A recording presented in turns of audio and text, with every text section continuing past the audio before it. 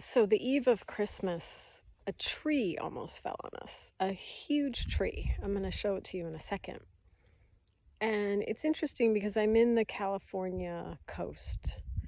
And this was a Douglas fir that fell about 100 some feet tall.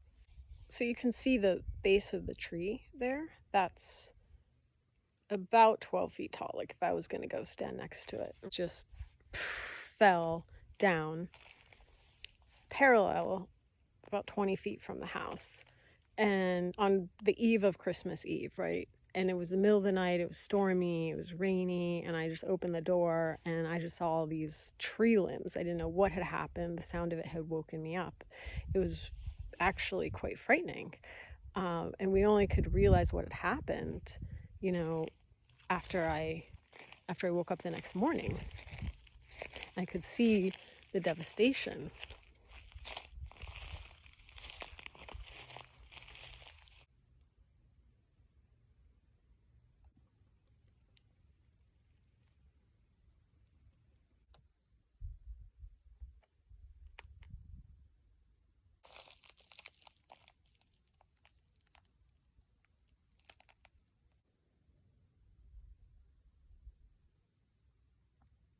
I'm at another part I'm going to climb.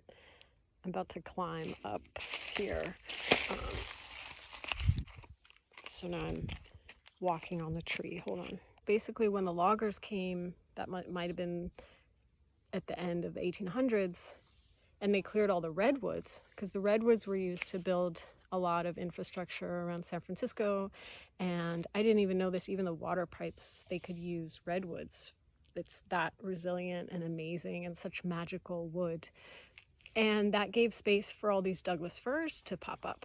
So we have a lot of Douglas firs in areas that used to have more redwoods and oaks. I read that 2,000 different species can survive on oak trees.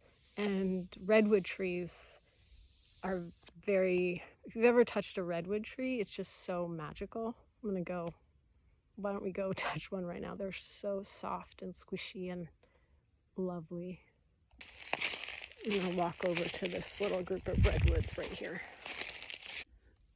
So I'm in a circle of redwoods, and what happens if one of them gets logged, falls down, they'll grow around a circle of new trees.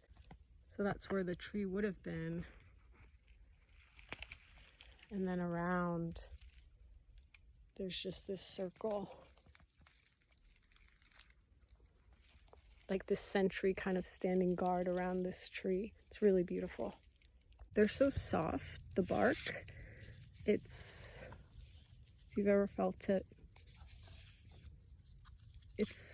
they're not hard. They have a very special feeling, kind of squishy, spongy feeling, like some flannel almost, like fabric, some heavy fabric. See, there's that circle.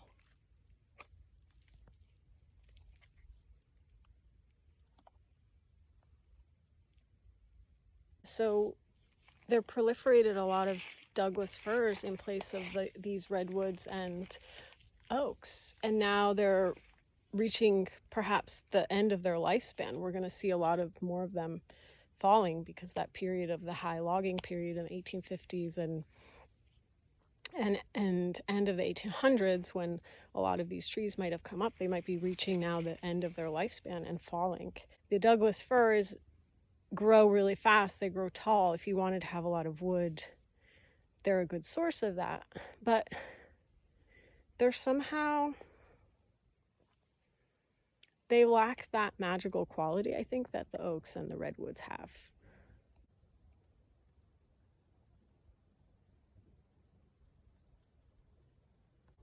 If you go by an oak tree, you'll hear a lot of things buzzing, and there's always some activity and little things flying around, and you don't see that same activity around a Douglas fir. So this big fir behind me, he's going to be coming down next week. This guy is going to be coming down next week. This guy's not going to come down, but we're going to take some of his limbs, clean up all this.